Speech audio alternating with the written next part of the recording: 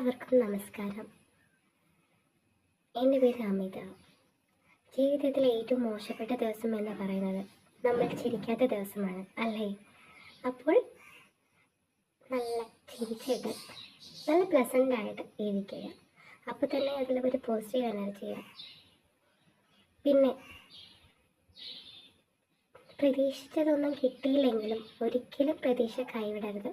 കാരണം നമ്മൾ പ്രതീക്ഷിച്ചതൊക്കെ നമുക്ക് സ്വന്തമാകും.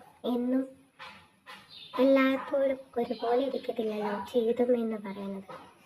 അപ്പോൾ ഹാപ്പി ആയിട്ടിരിക്കുക. ഉള്ളത് ആകെ ഒരു ജീവിതം. ആ ജീവിതത്തിൽ എന്നും സന്തോഷമുള്ളതാക്കാൻ നമ്മൾ ശ്രമിക്കുക.